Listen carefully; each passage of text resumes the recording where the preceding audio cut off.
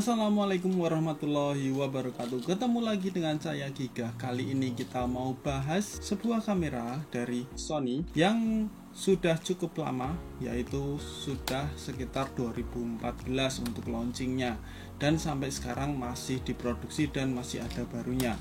Berarti sudah hampir 6 tahun kamera ini eksis di perkameraan dunia. Kamera itu merupakan Sony Alpha 5100. Kamera ini merupakan kamera paling murah Sony yang masih diproduksi untuk saat ini, yaitu di tahun 2020. Kamera ini diluncurkan Sony pada tahun 2014. Berarti kamera ini sudah 6 tahun ada dan belum didiscontinue atau diganti dengan produk lain. Padahal brand lain sudah mengeluarkan kamera lain yang lebih baru di kelasnya. Setelah Sony Alpha 5000 dihentikan, Sony Alpha 5100 inilah yang menjadi kamera entry level dan termurah dari Sony untuk saat ini. Kamera ini sekarang dibanderol dengan harga sekitar 5 jutaan. Dan ini beberapa poin-poin jika kalian ingin membeli kamera ini. Yang pertama, sensor kamera ini memiliki resolusi 24 megapiksel dengan ukuran APS-C dan masih sangat oke untuk saat ini. Bisa menghasilkan gambar yang cukup tajam dan memiliki kecepatan foto 6 fps. Ini bukan tercepat, tapi ini masih layak atau masih bagus untuk kamera entry level. Yang kedua, ukuran yang sangat compact. Kamera ini memiliki ukuran yang sangat kecil, cocok sebagai kamera entry level saat ini yang membutuhkan mobilitas yang tinggi. Kalian bisa membawa ke acara-acara seperti acara musik, street photo, bersepeda. Bahkan kalian bisa memasangkan kamera ini di tongsis atau Gorilla Pod sesuka kalian. Dan ini sangat cocok untuk kalian yang ingin bikin vlog dan selfie-selfie di mana aja. Berikutnya yaitu kamera ini memiliki flip screen dan touch screen. Itu merupakan fitur entry level saat ini. Jadi kamera ini masih mumpuni ya. Untuk saat ini fitur touchscreen dan fitur flip LCD ini sangat menjadi fitur wajib di entry level. Dan ini masih bisa bersaing dengan kamera-kamera lain. Karena dengan flip screen nih kalian bisa selfie dan bikin vlog dengan mudah ya. Karena rata-rata pengguna entry level itu digunakan untuk orang-orang yang baru belajar atau untuk casual use, biasanya untuk mengabadikan momen sehari-hari seperti selfie dengan teman-teman dan bikin vlog di mana aja. Jadi mudah untuk mengabadikan momen-momen spesial. Tetapi sayangnya touchscreen ini tidak bisa untuk mengakses menu, jadi cuman untuk fokus dan shutter saja. Tapi itu sudah cukup membantu sih. Untuk bodi, kamera ini menggunakan bodi yang cukup solid, tetapi bahan juga masih plastik. Ya, itu wajar, kelas ini masih entry level. Dan sayangnya, kaki-kaki pada lensa untuk mounting itu masih menggunakan plastik, walaupun di luarnya ini logam. Ini persis seperti Alpha 6000. Jadi, untuk kalian itu harus hati-hati untuk melepas dan memasang lensa, tapi itu masih cukup kuat sih. Kemudian fitur videonya, kamera ini bisa merekam video dengan resolusi Full HD, tetapi sayangnya kamera ini tidak memiliki fitur 4K atau merekam dengan ukuran 4K. Tetapi kamera ini sudah bisa merekam 60 fps di Full HD nya ya. Walaupun tidak memiliki 4K, rasanya untuk saat ini 4K juga tidak terlalu dipentingkan untuk kelas entry level, karena yang memiliki kamera entry level pun mungkin komputernya juga entry level, jadi belum mumpuni untuk mengeditnya. Tapi jika kalian butuhkan 4K, mungkin kalian coba ke brand yang lain. Untuk hasil videonya sendiri, kamera ini bisa dikatakan cukup memuaskan untuk videonya dengan fokus yang cukup cepat, bisa dikatakan malah sangat cepat. Jadi buat kalian yang suka bikin video dengan fitur autofocus, kamera ini sangat bisa diandalkan. Sangat cocok buat kalian yang ingin bikin vlog atau bikin video liburan, traveling, itu sangat cocok sekali. Masih sangat mumpuni. Tetapi jika kalian ingin merekam dengan durasi yang cukup panjang di atas 20 menit, mungkin kalian harus berpikir ulang, karena kamera ini biasanya sekitar 20 menit sudah panas. Jadi kalian harus mematikannya dulu baru kalian bisa menggunakannya lagi. Jadi tidak bisa untuk record full panjang. Dan ini cukup wajar karena kamera ini sangat compact dengan memiliki sensor yang besar. Itu sangat wajar untuk kamera kecil dengan sensor yang besar. Dan ini mirip seperti Alpha 6000.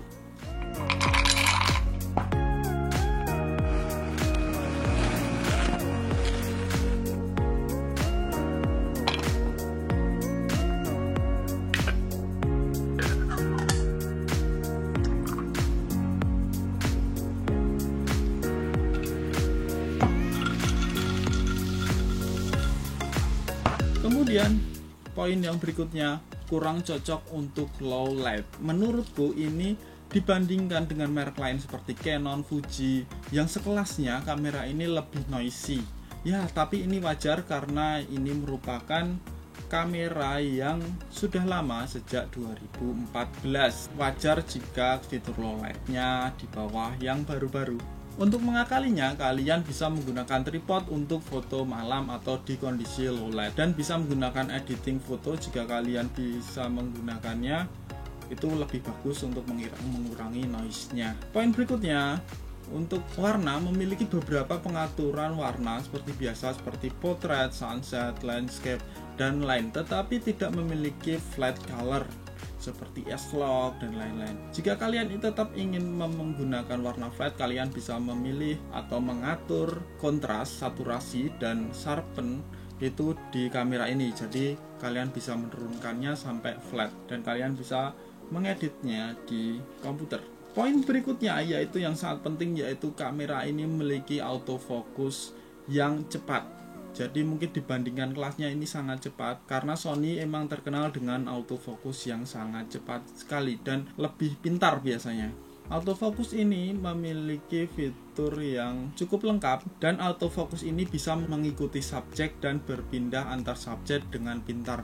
Dan ini adalah salah satu kelebihan paling kuat dari Sony Alpha 5100 untuk saat ini. Desain dan bodi kamera ini memiliki desain yang cukup simple dan cukup solid, memiliki grip yang kecil. Jadi tetap kalian harus memegang dengan hati-hati karena ini memang compact, jadi kecil untuk pegangannya. Kemudian poin berikutnya, kamera ini tidak memiliki eye finder. Jika kalian mencari kamera yang memiliki eye finder, mending cari kamera yang lain karena ini tidak memiliki, dan itu udah lumrah di entry level. Jadi mereka lebih mementingkan untuk flip screen daripada eye finder. Kalau kalian ingin eye finder, mungkin tambah sedikit kalian bisa untuk membeli Sony Alpha 6000. Untuk LCD ini mungkin menjadi kelemahan juga untuk Sony Alpha 5100 ini. Resolusi LCD-nya ini kurang bagus, jadi kerapatannya itu sangat rendah mengingat kamera ini sudah umur panjang ya.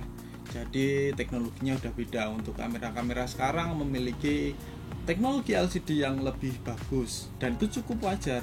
Jika kalian membandingkan kamera ini dengan kamera lain, dengan LCD to LCD bawaannya, kalian mungkin akan mendapatkan gambar kamera dari Alpha 5100 ini lebih jelek dibandingkan kamera yang kalian bandingkan.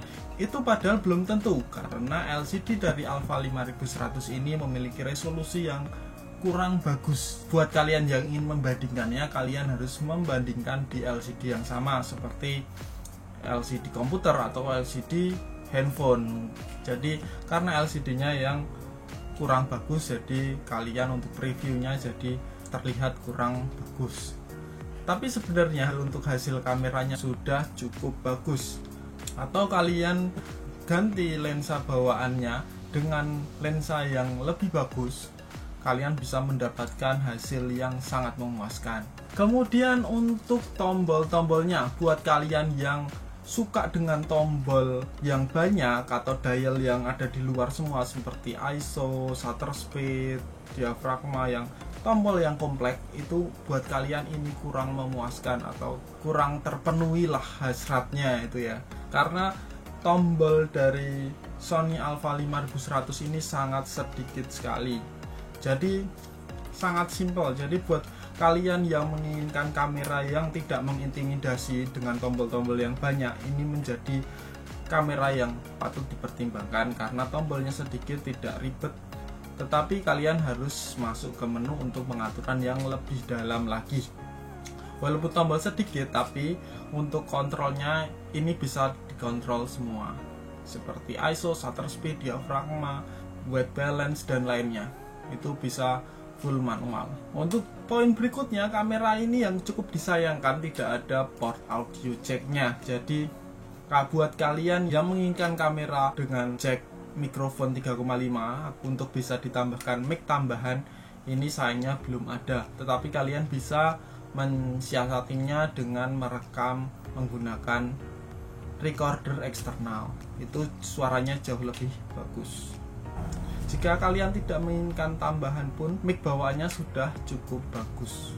Selain tidak adanya fitur jack mikrofon, itu juga tidak ada hot switch. Jadi kalian tidak bisa menambahkan flash tambahan atau flash eksternal, walaupun bawaannya flashnya tetap ada, dan tidak bisa menambahkan mic yang milik Sony yang menggunakan tipe hot switch atau multi interface dari Sony. Kemudian fitur yang untuk saat ini bisa dikatakan harus ada, yaitu fitur WiFi. Jadi buat kalian untuk travel itu pengen langsung pindah ke HP untuk hasilnya, itu kalian masih bisa dengan kamera ini karena sudah dilengkapi dengan WiFi. Atau kalian ingin menjadikan handphone kalian sebagai remote, itu masih bisa. Dan fitur WiFi ini sudah menjadi fitur yang wajib untuk kamera entry level untuk saat ini, jadi masih worth it lah.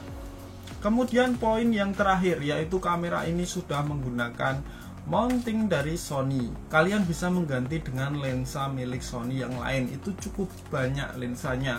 Jadi untuk saat ini mungkin lensa Sony itu terbanyak di mirrorless-nya.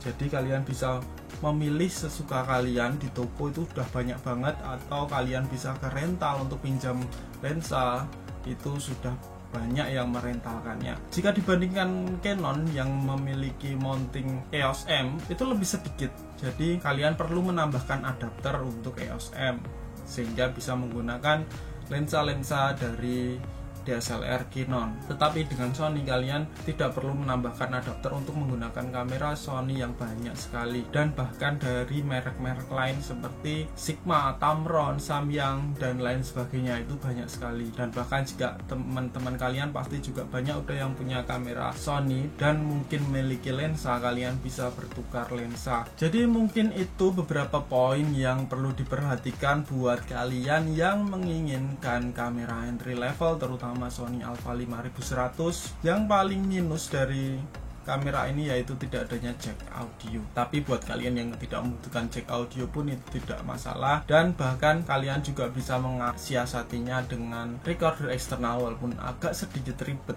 Jadi saat pengeditan kalian menggabungkannya, dan itu pun banyak fitur dari aplikasi editing yang bisa menggabungkan secara otomatis. Dan tutorial sudah banyak di YouTube. Dan recorder yang bisa kalian gunakan itu juga banyak, tapi aku merekomendasikan Zoom H1 itu yang harganya nggak terlalu mahal, tetapi fiturnya sangat banyak. Dan kalian bisa menggabungkannya dengan mounting tambahan, jadi bisa ditempelkan.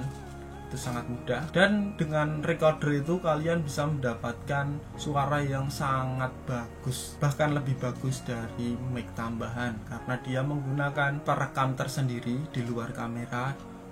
Oke, seperti itu yang bisa aku bahas dari kamera ini. Ini menurutku cocok buat kalian yang memiliki budget yang mepet tetapi pengen memiliki mirrorless yang cukup handal, dan buat kalian yang menginginkan kamera Sony dengan budget yang terbatas, tidak bisa dinaikkan lagi, atau kalian bisa membeli di merek-merek yang lain, merek sebelah seperti Sony EOS M100 seperti itu. Tetapi Sony Alpha 5100 ini tetap memiliki beberapa kelebihan dibandingkan merek yang lain. Jadi menurutku ini masih worth it untuk tahun 2020 ini. Atau buat kalian yang menginginkan kamera Sony dengan flip screen untuk vlog, itu pilihannya hanya ini untuk di bawah 8 juta atau 10 juta, karena untuk di atas Alpha 5100 ini yang memiliki fitur flip screen untuk vlog, selfie, itu cuman ada Alpha 6100, itu pun harganya masih 10 juta ke atas, atau ada di atasnya lagi seperti 6400, 6600, itu lebih mahal lagi. Jadi ini masih cukup worth it buat kalian. Oke, terima kasih sudah menonton video ini. Jangan lupa klik like, subscribe, dan komen di bawah. Wassalamualaikum warahmatullahi wabarakatuh.